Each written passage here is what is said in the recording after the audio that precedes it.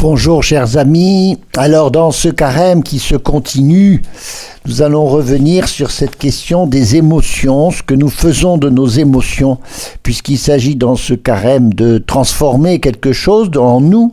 Qu'est-ce que nous faisons de nos émotions, particulièrement de ces émotions négatives auxquelles nous obéissons peut-être un peu trop? Notre patte humaine, elle est bien faite à la fois de péché, mais aussi d'émotions. De sentiments même, les sentiments étant aussi positifs ou négatifs. Et puis il y a aussi en nous des vertus que l'on cultive progressivement. Les vertus, vous savez, elles sont orientées vers le bonheur. Alors si certaines de nos émotions sont positives et peuvent bien sûr s'épanouir encore plus en vertu, d'autres au contraire sont négatives. Et elles sont souvent visées par l'Évangile pour être sauvées, et sauvées par une vertu particulière. Il y a quelque chose de très intéressant à mettre en face des différentes émotions, de mettre en face les vertus qui leur correspondent. Eh bien, profitons de ce carême pour nous convertir, c'est-à-dire changer en nous depuis l'intérieur, depuis notre monde émotionnel, qui est très à la mode aujourd'hui, vous savez, le monde émotionnel, mais peut-être qu'il peut devenir envahissant. Mais en tout cas, ce monde émotionnel qui est en nous est en attente aussi d'être visité par le Seigneur. Donc dans ce carême, faisons ce travail de transformer nos émotions positives et de combattre ou réprimer les émotions négatives. Je pense en particulier à la colère ou à la tristesse qui sont très négatives. Et tout cela s'appelle finalement le bon combat spirituel. Vous savez que Jésus lui-même a connu cela, le chagrin, la joie, l'appréhension, l'étonnement, la compassion, l'angoisse. Jésus a été triste, mais il a été aussi dans l'admiration. Tout ça, c'était des émotions qui se sont saisies de sa nature humaine. Alors ne confondons pas les émotions et les sentiments. Par exemple, l'émotion d'appréhension, c'est une forme amoindrie de la peur. On peut avoir vis-à-vis d'un chien menaçant ce sentiment d'insécurité ou d'angoisse et qui va nous appeler au courage. Et là, avec le courage, on est dans la vertu. De même, la gaieté peut devenir un sentiment de joie profonde avant d'être la joie comme vertu. Et donc, le sentiment est comme un intermédiaire peut-être entre l'émotion et la vertu. Ça veut dire qu'une émotion peut devenir un sentiment. Mais inversement, un sentiment peut provoquer des émotions. Par exemple, un sentiment de peur engendre le tremblement ou la frayeur qui sont de l'ordre de l'émotion. Une vertu, c'est pas autre chose que ce que l'on va réitérer par des actes. On devient vertueux en posant des actes de vertu. Et c'est ça qui va convertir, pour ainsi dire, une émotion, qui pourrait sinon rester comme insatisfaisante. Par exemple, une anticipation qui est un réflexe, et donc c'est de l'ordre de l'émotion, l'anticipation. Mais ça devient un sentiment de sécurité quand on y travaille la vertu de vigilance, qui relève aussi de la prudence, encore une autre vertu importante. Ou alors encore une émotion de joie à la vue d'un cadeau, ça va devenir un sentiment de reconnaissance. Et puis ensuite encore plus une vertu de gratitude. Vous voyez qu'il y a donc une croissance, il y a une croissance. Chaque émotion, je l'ai déjà dit, possède une forme atténuée ou majorée. Et quelquefois dans une émotion, eh bien il suffira d'atténuer. Par exemple, la peur, ça se situe entre l'appréhension, qui est atténuée, ou la terreur, qui est une peur majorée. La colère, ça se situe entre la contrariété ou la rage. Voilà bien que notre bonheur tient à ceci, c'est à laisser la grâce transformer notre nature. Aujourd'hui, on peut croire que la nature, elle est bonne comme ça par elle-même, alors que c'est une vision fausse. je m'excuse pour Jean-Jacques Rousseau, mais l'homme n'est pas un être naturellement bon, parce qu'il est frappé par des manques, il est frappé par des défauts, il est frappé par cette faute qu'on appelle la faute originelle, et qui fait qu'il n'est pas encore en situation d'un bonheur parfait, d'un bien-être parfait. Voilà pourquoi, en repartant de ces émotions, c'est vrai qu'il y a à transformer quelque chose de notre nature, et transformer la nature de nos émotions. Soit en les contraignant parce qu'elles font pas du bon travail, soit au contraire en les élevant à quelque chose de plus fort, de plus riche. Et c'est là qu'on trouve le propre de la grandeur de l'homme. Je crois que l'homme est capable de faire cela alors que l'animal ne fait que subir, et ça devient des instincts. Voilà, et bien que ce carême, justement, nous aide à visiter nos émotions, et cela en regard d'une vertu qui la concerne. Et vous saurez vous-même faire cela parce que vous avez le sens de ce que, justement, ce que cette vertu, c'est ce qui vous demande, peut-être avec des efforts, qui vous demande d'être meilleur. Et c'est comme ça qu'on sort grandi sur un véritable chemin de sainteté, c'est-à-dire un chemin de bonheur. La sainteté, s'il vous plaît, c'est le bonheur. Voilà pourquoi notre carême est si béni, si intéressant. C'est le grand temps des chrétiens pour se laisser faire dans cette transformation. Alors, puisqu'il faut arriver à des vertus, alors la vertu, ça n'a pas bonne presse parce qu'on a pensé que c'était quelque chose un peu épouvantable, qui demandait beaucoup d'efforts, qui n'était pas dans la réalité, etc. La vertu, c'est pas autre chose qu'une puissance qui est en nous, une puissance d'excellence. Et c'est la puissance d'excellence que possède une chose. Par exemple, un couteau aura la vertu de bien couper. Et un couteau n'est bien que parce qu'il coupe bien. Alors pour l'homme, c'est aussi, comme dit Aristote, une disposition acquise à faire le bien. Et on sait que le bonheur tient à cela, à faire le bien. Moralement, ça nous engage à faire le bien, la vertu. Et bien sûr que la vertu, c'est pas autre chose que de faire des actes bons. En particulier, tirer le meilleur de soi-même. Tirer le meilleur de soi-même. Ça se cultive, ça se développe, ça se travaille, il faut du temps. Il faut du temps. Voilà pourquoi peut-être nous vivons 80 ans ou plus, parce qu'il faut du temps pour devenir heureux, il faut du temps pour devenir un saint. La vertu est donc acquise, elle n'est pas innée. Même si nous avons des talents naturels, on peut appeler ça des dispositions naturelles qui vont faciliter l'acquisition de telle ou telle vertu. Bien sûr, pourtant, c'est quand même le Saint-Esprit qui est à l'origine de la vertu. Nous accueillons la grâce qui nous rend vertueux. Et puis la vertu, c'est pas une que l'on choisit et que l'on va cultiver, mais c'est un peu comme tout ensemble. Parce que quand on en tire une, c'est un paquet. Quand on en tire une, il y a toutes les autres qui viennent avec. Et à chaque vertu, vous savez que l'on peut faire correspondre un vice opposé. Alors c'est pas manichéen, mais qu'est-ce que ça comporte de réalisme que de voir comment est faite notre nature humaine.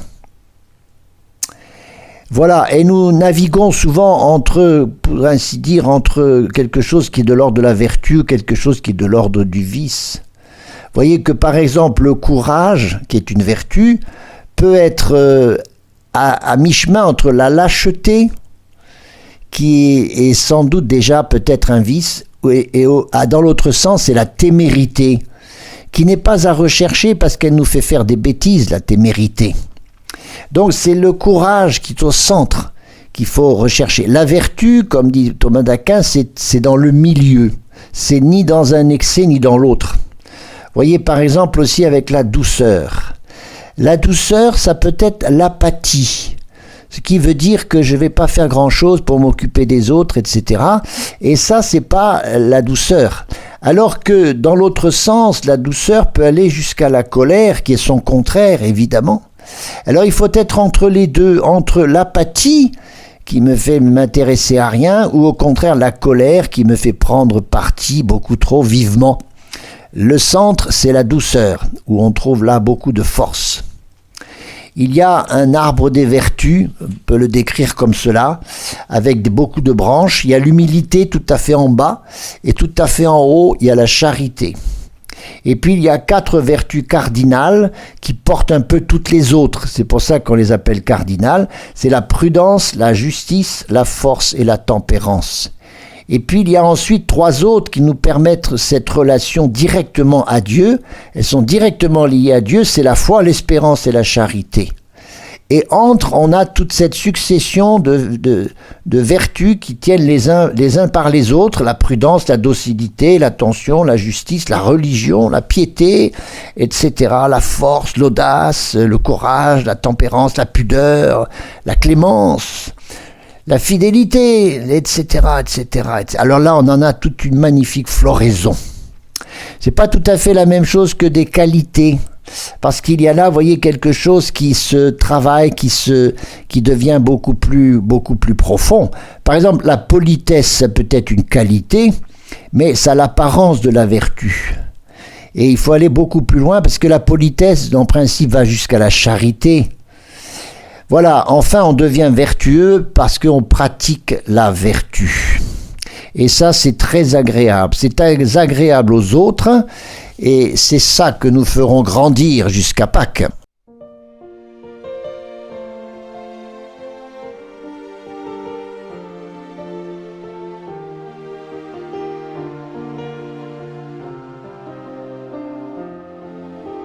Sauve-moi, Jésus-Christ, crée en moi un cœur pur, lave-moi, je t'en prie, de tout péché.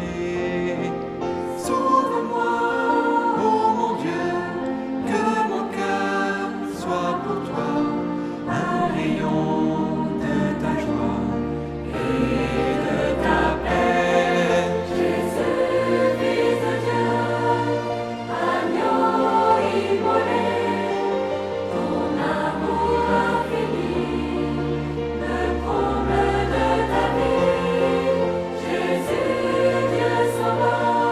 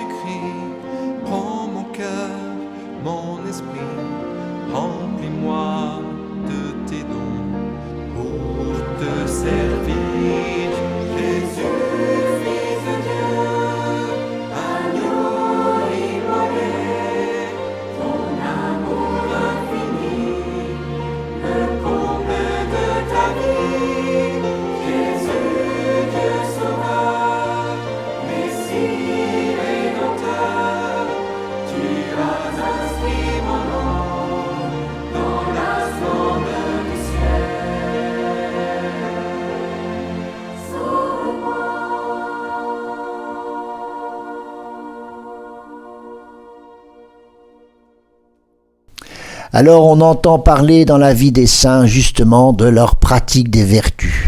D'ailleurs, vous savez comment ça se déclare un saint?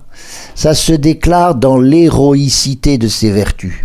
Ça ne veut pas dire que c'est des héros, ça veut dire qu'ils ont poussé le plus loin possible la recherche des vertus. Ils ont cultivé les vertus dans leur vie. Et c'est cela qui fait que l'on peut être très intéressé par leur façon de faire. Mais est-ce que les saints n'avaient pas d'émotion? On pourrait penser que ça devient des êtres un peu éthérés comme ça, au-dessus des autres, hein, qui n'ont plus de cette patte humaine bien tranquille, bien humaine, bien sympathique. Bien sûr que les saints avaient des émotions. Simplement, ils ont su gérer leurs émotions. Par exemple, on ne va pas à la messe en laissant notre colère ou notre tristesse à la porte. Parce que Jésus nous attend avec ce que nous sommes. Et justement, venez avec votre colère à la messe. Venez avec votre tristesse ou votre peur qui décidément est toujours tapie dans votre cœur. Les saints, ils ont saisi ça.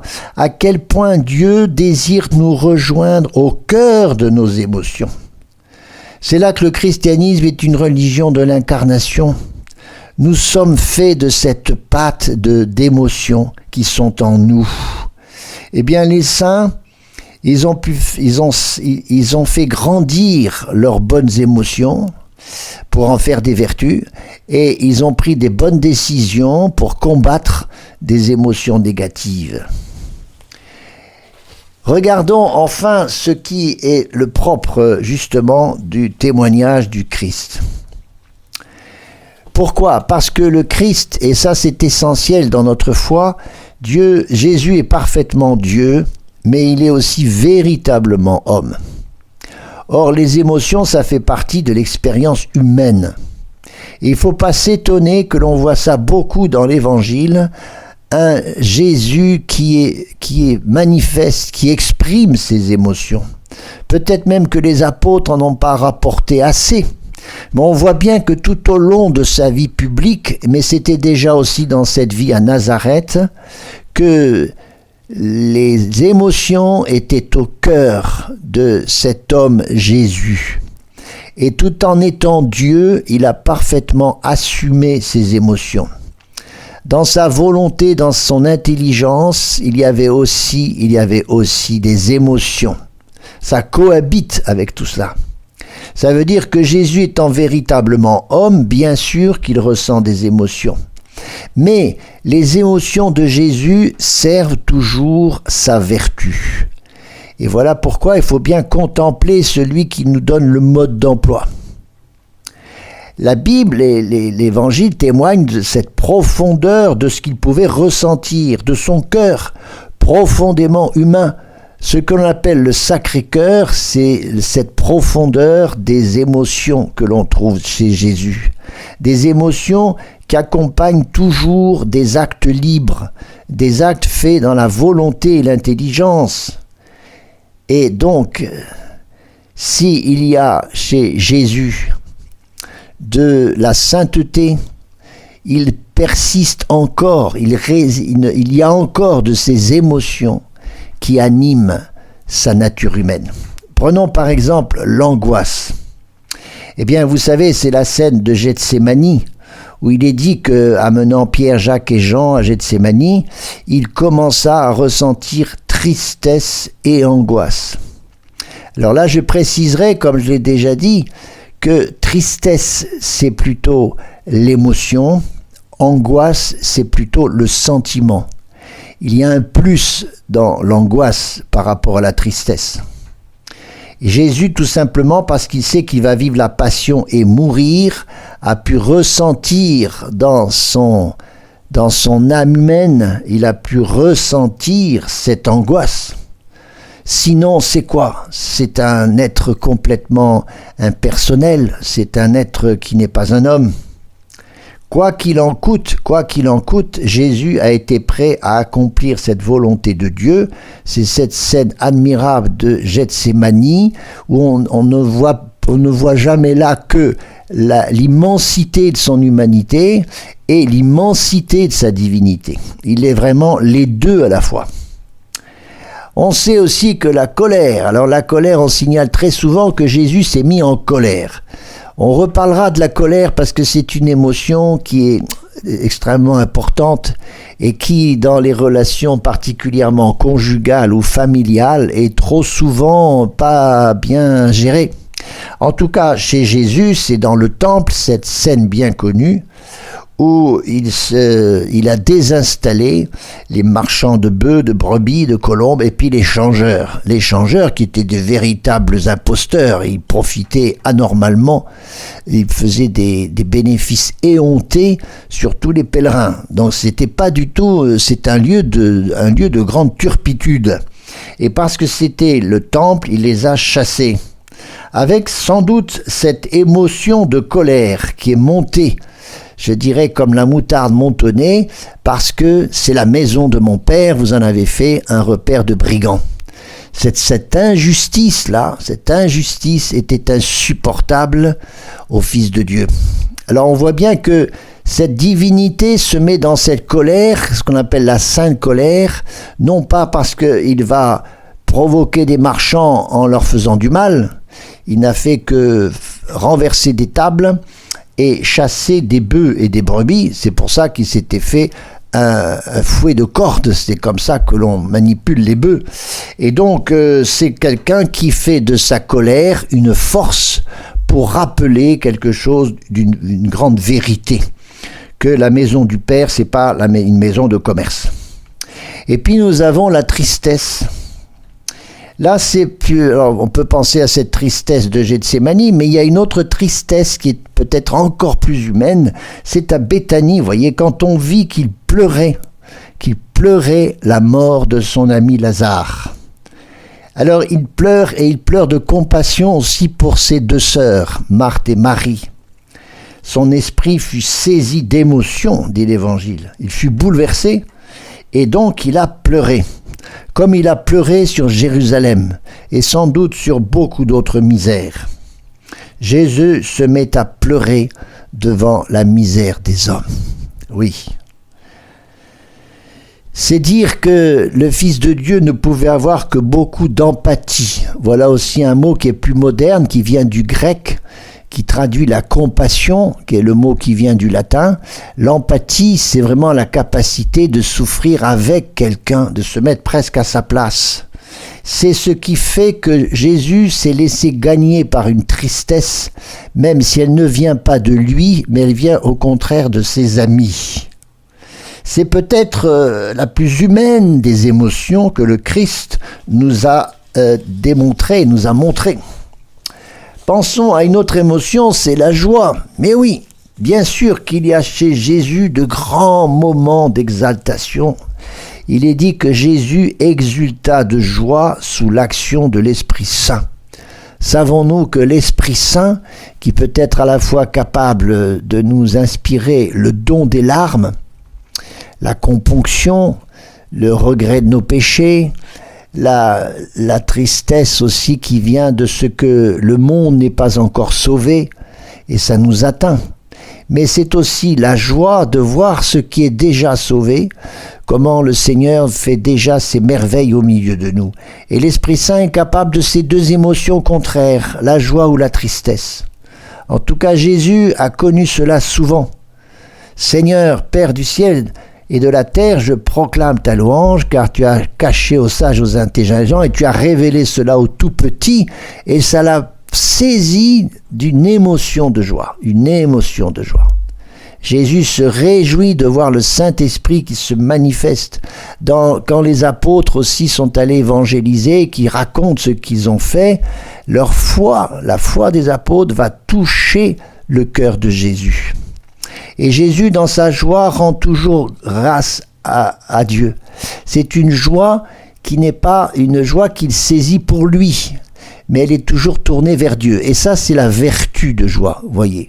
Alors effectivement, vous voyez bien que le Christ lui-même nous montre combien nos émotions sont bonnes, elles sont neutres, à nous d'en faire des forces, c'est-à-dire des vertus, pour être un peu plus saints chaque jour.